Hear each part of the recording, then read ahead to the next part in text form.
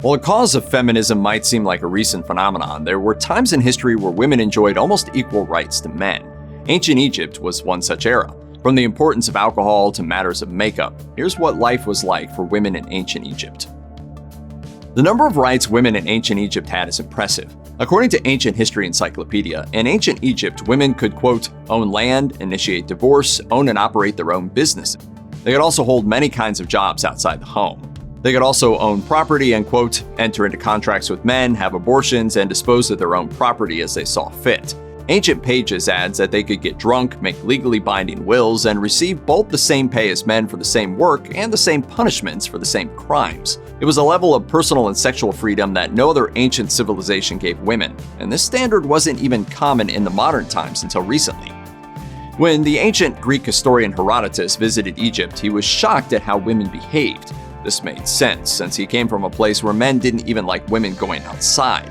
While women in ancient Egypt did sometimes have authority over men, that wasn't considered ideal. Men were usually in charge. There were positions women couldn't hold, usually those of the most important government officials. And in 3,000 years, ancient Egypt only managed to have 7 female rulers. Still, the US hasn't managed one woman president yet.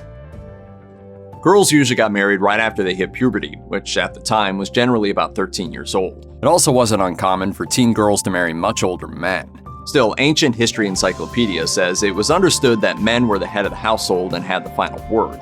However, ancient Egyptian fathers would give marriage advice to their sons that included, do not control your wife in her house, do not to snap at her, recognize her skill, enjoy her company, and desist from strife at home. Still, wives had certain expectations on them, like having lots of children, and if they committed adultery, they could be killed. But if they didn't like their husband, divorce was simple. A woman just had to say she wanted one. She didn't even need a reason, such as infidelity on her husband's part. And in the event of a divorce, she got custody of any children. While women may have been equal to their husbands, the job of taking care of the house still fell to them. Rich women might have servants or slaves, and many women also had jobs outside the home, but how well their house was kept was a woman's responsibility. In a time before alarm clocks, a woman had to wake her whole family up so they could go to work or school. Then she had to take care of the family altar. Every house had one, and keeping the gods happy was the woman's job. She then had to cook breakfast, do the dishes, haul the daily water from the well, do all the childcare, and take care of any elderly relatives. She also had to feed, water, and generally take care of any animals the family owned. She had to make lunch, do some weaving and sewing, do laundry, bake bread, brew beer, make dinner, serve dinner, clean up dinner, put everyone to bed, and do it all again the next day. Some tasks were extra essential. The ancient Egyptians were neat freaks, meaning the house needed to be spotless so it looked nice, but also to keep pests away. Tending the garden was also important, since it was the source of most of the family's food. Women could be doctors as well, and the female physician Pessehet even taught male students in a medical school. Male patients would also see lady doctors with no issue. There were female dentists, female seers who interpreted dreams and omens for people, and women who ran textile manufacturing businesses. There are even paintings of these women supervising their workers. Ladies who had a talent for performing could become musicians, singers, and dancers, entertaining privately and in public temple events. Girls could become servants as teenagers and rise up the ranks. The top position was household manager, basically running everything for a rich woman who didn't want to do it herself. Beer was vital to ancient Egyptian existence, and the brewing of beer was dominated by women. The story goes that beer had been given to humanity by the god Osiris, and breweries were watched over by the goddess Tenenet. Another story said that when the goddess Sekhmet decided to destroy humanity, she was tricked into getting drunk on beer, passed out, and forgot about it. Ancient Egypt Online says everyone drank beer, including children. Beer was not seen so much as a fun drink, but a nutritious food staple. Laborers were often paid partly in beer, including the ones working on the pyramids, who got a daily ration of 1 1/3 gallons each. When experts at the British Museum recreated ancient Egyptian beer, they were surprised to find it was, quote, absolutely delicious.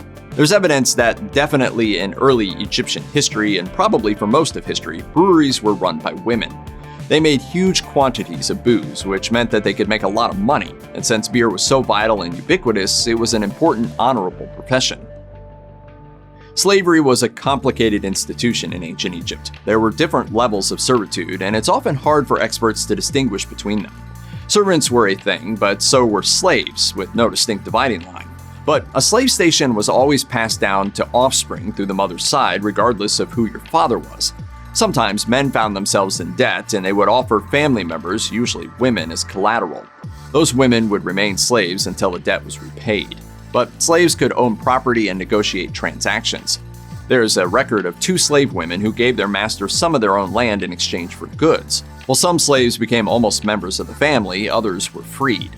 One way of finding freedom was by being purified and going to work in a temple, and it turns out King Tut actually purified some slave women who worked in his palace. You'd do that for me? Anything, my desert flower. According to ancient Egyptian sexuality, people back then weren't hung up on sex. Even their gods and goddesses were always getting up to filthy stuff. Indeed, with the exception of adultery, which was a serious no-no, ancient Egyptians seem to have been totally cool with women doing whatever. There was no ancient Egyptian word for virgin, possibly meaning that it didn't matter. There was definitely no guilt attached to young single women having their fun, and if one of them ended up pregnant, it was probably something to be celebrated. Fertility was so important to Egyptians that an out-of-wedlock teen pregnancy was a great thing because it meant lots more babies to come. There are no records of brothels in the 3,000 years of ancient Egyptian history. What they did have were sacred prostitutes who worked in temples, and families would offer up their most beautiful daughters for this hugely honorable position. The women would walk around in sheer clothing or naked, happily calling attention to their job. They didn't even get paid, the honor was so great. When they got older, they would leave and go get married with no shame attached to their previous profession at all. The ancient Egyptians were seriously religious. Keeping the gods happy was of the utmost importance, so the people who served them on a day-to-day basis had lots of power. This included women, since there were plenty of priestesses. While it was typical for female attendants to serve goddesses, this wasn't always the case. Some priestesses served male deities, including the all-important Amun. One woman held the position of God's wife of Amun, a job that, in time, was seen as equal to the king. Literally anyone who worked in a temple was considered a priest or priestess, so daily life varied drastically depending on whether you were a janitor or a high priestess. Rituals could involve bathing and dressing a statue of a goddess, lighting sacred fires, or cooking food for the deity. Many priestesses worked part-time, just 1 month out of every 4. According to Herodotus, priestesses had to be super clean. They would bathe 4 times a day and shave all the hair off their bodies and heads, including eyebrows and eyelashes at some temples. They also had to practice singing and dancing so they could entertain their goddess. The power some priestesses had is evident in their tombs. National Geographic reported on a tomb discovered in 2017 belonging to Hepet, a priestess of Hathor. According to the magazine, it was, quote, lavishly decorated, including paintings of cheeky monkeys and hunting scenes. While there were a small number of women who held the top job in ancient Egyptian history, the vast majority of pharaohs were men, but they all had lots of women in their lives. Ancient History Encyclopedia says each pharaoh would have numerous queens. One of them would be the most important, quote, principal wife. In the early years of ancient Egypt, a queen was expected to run the palace, support her husband, and act as a regent for an underage son. New kingdom queens, however, got their own royal and religious titles, official duties, lands, and income, and a degree of independence. According to historic mysteries, queens molded the pharaoh's thinking in matters of state and religion and provided him with strong support. They might act as diplomats, and at least one had her name written in a cartouche, just like a king. Some pharaohs had their wives depicted in statues, occasionally the same size as their own, standing or sitting beside them, which made them appear equal in importance. Nefertiti basically took over running the country for her husband while he concentrated on religion. In addition, the royal line was passed through women, not men, so they were of supreme importance. You will therefore assume the position of a suppliant before this throne. You will kneel. Until very recently, it was thought only ancient Egyptian women got tattoos, not men. This is because ancient Egyptian art only showed women with tattoos, plus only female Egyptian mummies were inked. According to groupthink, archaeologists decided these ladies might be, quote, dancing girls or of other dubious status. Even if they found them buried among royalty, they must have been a pharaoh's concubines. Now we know that's not accurate because one of the mummies turned out to be the priestess Amunet. As more tattooed women were connected to the royal court, scholars had to change their theories. Now, it seems tattoos might have been connected to fertility.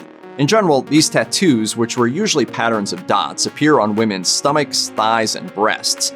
It seems women ink themselves to honor the goddess of fertility and to give them help conceiving, but also protection during pregnancy and childbirth. The tattoo artists were also exclusively women. Everyone can immediately call to mind what an ancient Egyptian lady looks like. Whether it's the head of Nefertiti or Cleopatra, the distinctive look was hugely important to the average ancient Egyptian woman. According to ancient pages, clothing was considered, quote, one of the most important elements in a person's life. The ancient Egyptians are famous for one look because it stuck around for thousands of years.